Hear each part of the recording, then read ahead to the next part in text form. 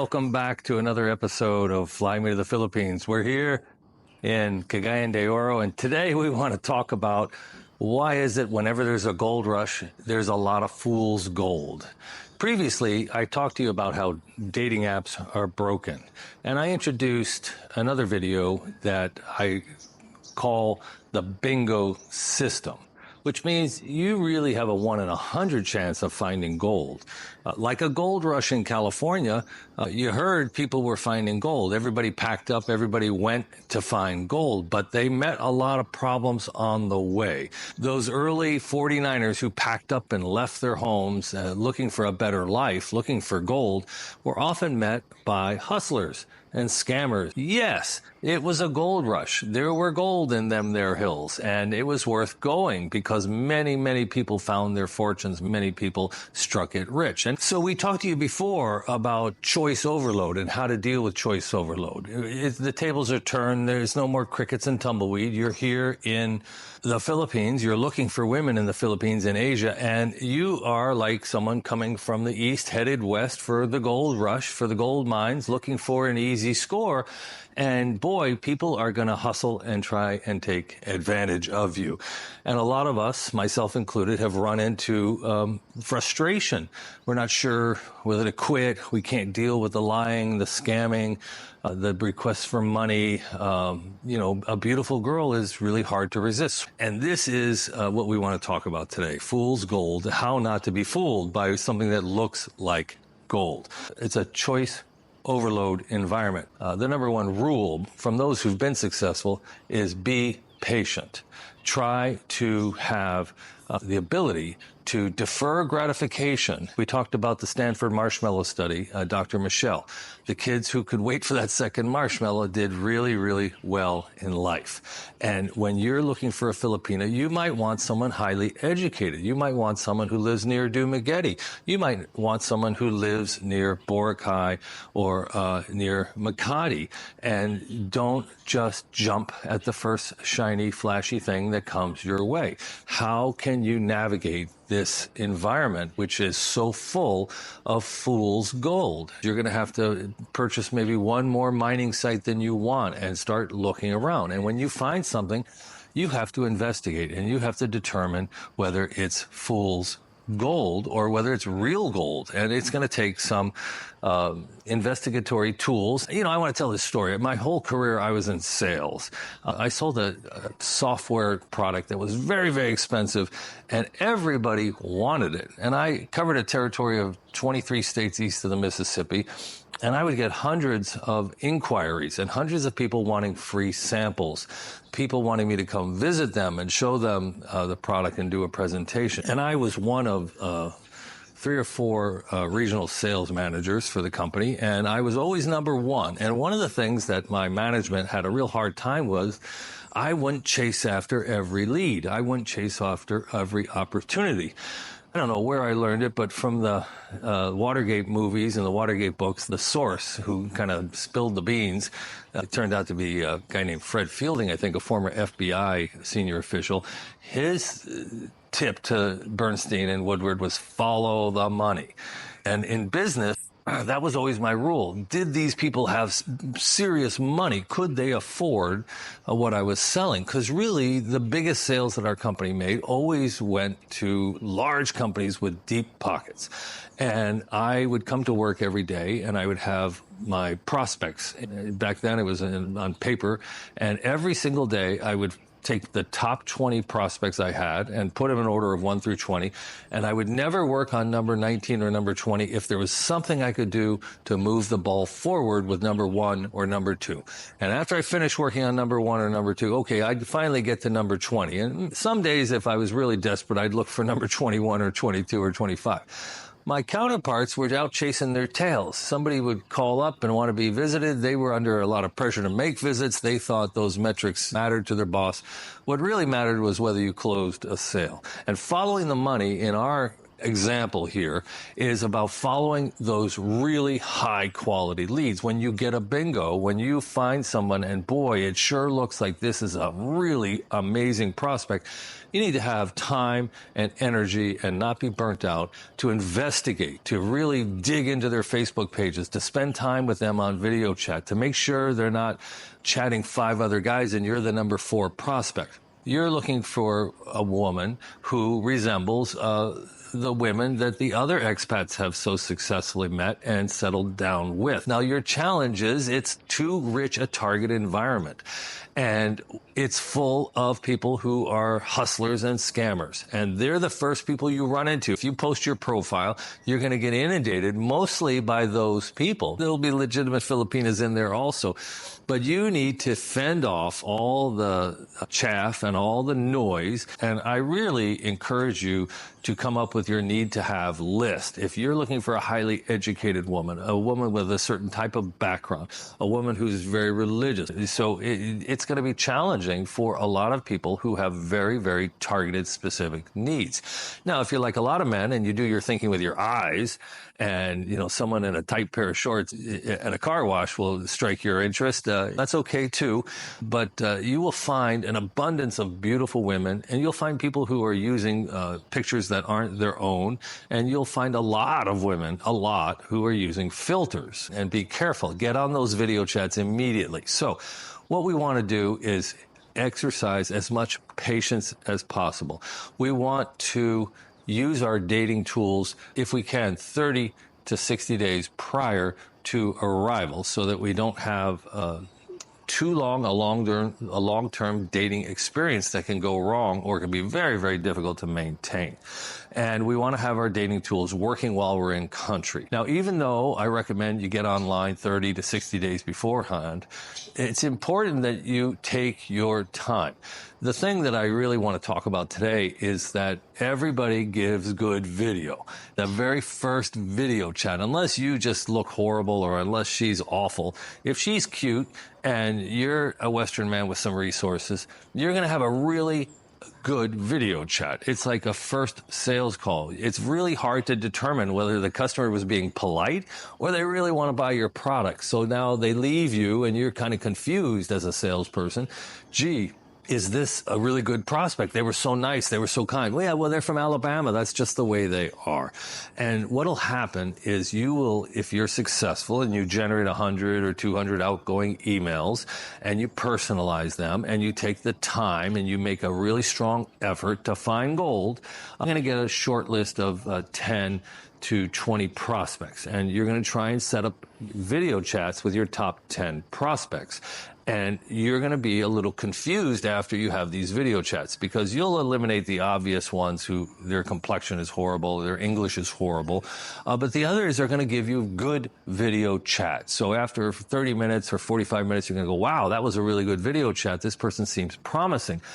Now comes the most difficult part. You don't want to rush headlong into the relationship just because they gave good video and you returned it. What you want to do is lay back just a little bit, unless you're absolutely positive you found bingo. Okay, well, that's another story. Proceed. Go get your bingo. Go do your research. Move forward if it's just unbelievably good. Sometimes unbelievably good is too good to be true, though, and that's something that you need to slow down. But what I'm saying is the first video chats are always good. They leave you on with a high. They leave you saying, this girl could be my number 1 or number 2 prospect. I'm really interested. She gets in your head. The relationship potential gets in your head. Now, you're going to schedule your second video chat. And you're going to feel the motivation on her part maybe weaken because not everybody gives second good video chat. And in the interim, in the 24 hours or the 48 hours since you talked to her last, she might have met 5 or 10 other Western men. And some of those Western men might be fools and they might just lunge headfirst into a relationship with her. And she might think that's an easy catch. She might think that she'd rather go to Canada than the United States. She might think that maybe a Norwegian man is a better catch than one from Australia. You never know what's going on with the other person, but you're going to figure this out on the second, third, and fourth video chat. And you're going to try and see whether their motivation is weakening and whether their conversation is weakening, whether they need to get off the phone before you need to get off the phone, whether they can't seem to keep the conversation going because they're bored and they're really not good conversationalists past one interaction. And you're going to sense your own motivation. This is really important. Just because you had this great video chat and you got all wound up doesn't mean this is a number one or number two prospect. It's going to take a week and 2 or 3 video chats for you to sort yourself out and let your hormones and your emotions and your man desire kind of settle down. And now you're going to see which one of these 5 girls you chatted is motivated, is a good conversationalist, is the kind of person you could spend hours and hours in the car on a long drive and not get bored, the kind of person you could live a life with and have conversation, have interest, be humorous, be funny, be sexy, be sensual. It's going to reveal itself. And you're looking for that bingo. You're looking for that woman who thinks, wow, you are it. You're her bingo. You're the number one prospect. She's going to drop everything and pursue you, just like you start to think you might drop everything and pursue her.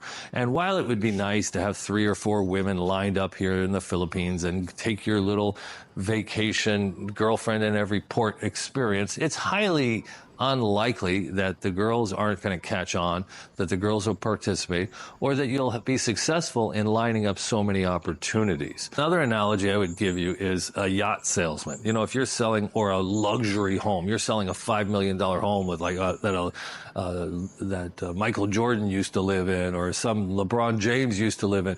Boy, the tire kickers and the window shoppers, everybody will call your sign. Everybody wants to get out there for a cruise on the yacht, you know, a free cruise in the bay on a Sunday, see if they want to buy that yacht. But they don't have money to buy that yacht. They're not in the market for a yacht. They're not able to afford Michael Jordan's home. But boy, oh boy, your job now is you have too many prospects and you don't want to waste your time with the wrong people. So you'll start to look for clues. Oh, you went to out last Sunday on a different yacht with a different broker, and there was a little engine issue. Otherwise, you were about to put in a bid. Okay, well, let's get a financial statement from the bank, or let's get a financial person to run your finances and make sure you're qualified to buy the property or the boat. And then we can schedule something. And now you have to give that person 100%. You have to be at your best, use all your best practice, not screw it up. If you found the best boat, if you found the best luxury mansion, you found the best Filipina, the best Thai girl, other people will recognize the value of that opportunity, that, oh my God, here's someone special, here's something special, and they will pursue it also. So you'll never be the only one who goes, wow, look at that. I'm just going to take my time and not try my best and not do things well, and I'm going to just say the wrong things and everything's going to work out for you. I mean, it could. You could just get lucky, but it's not likely. There will be competition. So once you identify that amazing property, that amazing boat, that amazing Filipina, not to compare a person to physical things, but my point is to use this analogy. Once you see a bingo opportunity, you need to move. You need to go get it. You need to be in a position where you can arrive within 30 or 60 days and make that face-to-face meeting, verify, lock it down, get the other guys out of the picture, beat back the competition.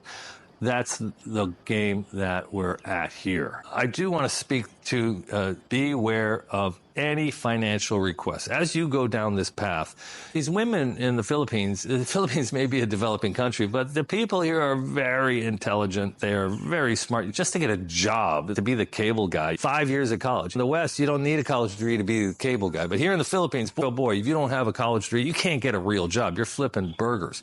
And a lot of these Filipinas are really, really smart. Their English may not be the best, but they are smart. And they know one thing. The best way to ruin a good thing is to ask for money. And so The smart ones, the way to play the game, it's a long con. They're not going to ask for money. In fact, if their birthday comes up fast and you want to send them something, if they're smart, they'll say no, because that's the best prospects for long-term success. Say no. Now, when you're ready to come to the Philippines and you meet them in person, they're not going to say no for 2, 3, 4 dates. You know, they're going to say yes after pretty quick. Be really wary. You know, in life, people's grandparents do need medicine. People do need college tuition. People are in horrible straits. But when somebody brings these things up a month into a long-term relationship, 6 weeks into a long-term relationship, that is a serious red flag. Now, if you need to send money for Wi-Fi, for load, some of these girls, they have to walk to a coin machine and put coins, and there'll be a Wi-Fi router at the Sari store that can reach their parents' house maybe 100 meters away, and they'll burn through that. If you're video chatting, they'll burn through that pretty quick. It's not much money, but they'll burn through it, and you might have to send $5 a week for load to keep these video chats going. You have to put up with the roosters, you have to put up with the dogs, you have to put up with the siblings, and it's a big commotion going on. That's not a negative thing. There's very little place you can find to talk quietly or have a video chat.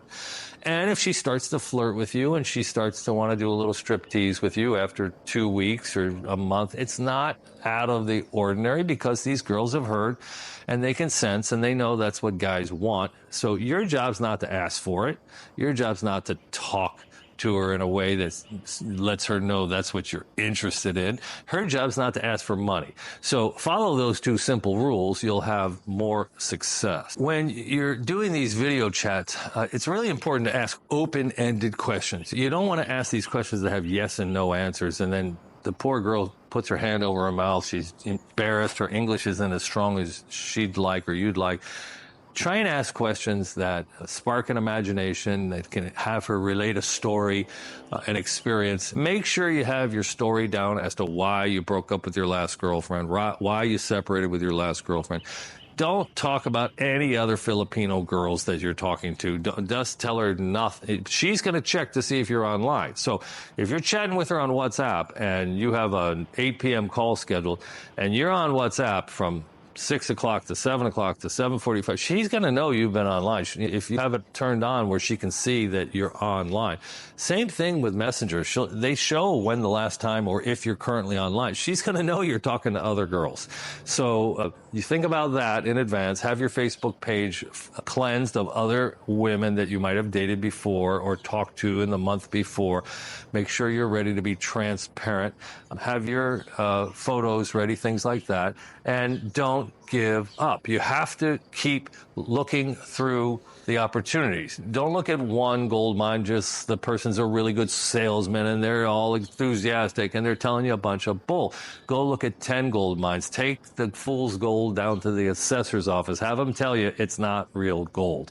You know, I don't think you should get a private investigator, but, you know, I think you should question her about her college experience, her favorite teacher. You should talk to her about her worst course. You could ask her about her dating experience. Ask her if she's ever dated any other Western men. Has she ever been to any resorts? Has she traveled? You look at her Facebook page and assume she's got 2 or 3, and the one you're looking at is BS. It's all clean and ready for dating. So find her relatives, find her ex-boyfriends. They're the ones liking her posts, even though she's got multiple pages, and see if she's been at the resorts, taking fancy pictures in hotel rooms, and understand what kind of woman she really is. You really need to make sure that you find somebody with good values and good morals, or you're going to get a family that doesn't have good values and good morals. You're going to get problem family members. My case, Chrissy is very religious, highly educated. Her family's been just a pleasure to deal with, really. We've never asked for anything. They don't visit too much. We have to encourage them to visit sometimes. And I couldn't be happier. So, you know, did I get lucky? Probably. You know, it's not so. But this is the that I want to make today is I spent my life in sales. And in the sales environment, most people, they're out trying to shake money out of people, trying to convince people, do a hard sell. There's not enough prospects for the sales volume, for your quota. So you're out chasing anything that moves and telling them you got a great widget, a great whatever, to get them to buy. It's more like you're selling a yacht or a luxury home. Don't chase after every flashy, shiny thing. Have patience. Identify clearly what it is that you're really looking for. You need to know it exists. There is a real gold rush out here. There's hundreds and hundreds, maybe 1,000 people struck gold, and a lot of good things happened to them. And it took some luck. It took some patience. It took some good judgment. And they didn't just pay up all their money for the first person who showed them some fool's gold, the first girl who gave good video chat.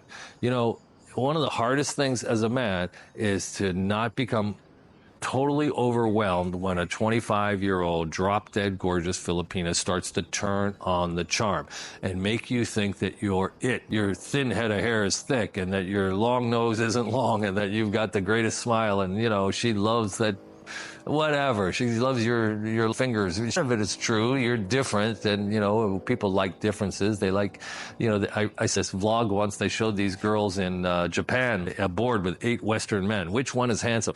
The one who looked like Carrot Top, you know, with the long pointy nose and the funny head of orange hair. That's the one that Japanese girls like. So there is a little bit of truth in that exotic nature will be pleasing to them. They are very much interested in finding a Westerner. They're very much interested in having a half Western baby, a mestiza or mestizo. So there's some truth to that. But in the reality, they're looking for financial security, and they would like a life of romance combined with it. No different than women anywhere. People who are gold diggers, all women are looking for the same thing. Financial security, someone who can be a good provider when they have a family, someone who can help if their family has a dire emergency, someone who can romance them, be kind and funny and loving. That's what all women are looking for. It's no different here in the Philippines. Your job is to be patient, investigate, build intimacy quickly when you find somebody who might be a bingo, and then go get your bingo, come flying in to the Philippines and see for yourself whether your karma was good, you got lucky. And then this idea that you can just come to the Philippines and fall out of bed and meet a Filipina, I just don't agree with it. You know, there's a very popular vlogger here in the Philippines. He's younger than most of us, good-looking guy, and he's had some women that he had lined up before he got here that he dated, and, you know, seemed like quite nice women. And now he's back and he's dating, and, you know, he's been here for a couple of months now, and now he's gone online and he's running around the Philippines trying to find. It's not so easy. He's 15 years younger than me and probably better looking, owns property in the West. It's not falling out of the sky. You got to go find a gold mine. And in order to find a gold mine, you have to do what he's doing. You have to try before you get here. You might get lucky. Once you get here, you have to try again, and you have to be discerning. You don't want to lock down the first young woman that comes your way. You have to say, I value myself. I'm worth a really great woman. I'm worth a new life. I'm worth a dream life. You know, I deserve the gold mine, and until I find a real gold mine, I'm not going to stop looking. So there it is, from Fly Me to the Philippines and the beautiful Cagayan de Oro hillside. Till next time, good luck.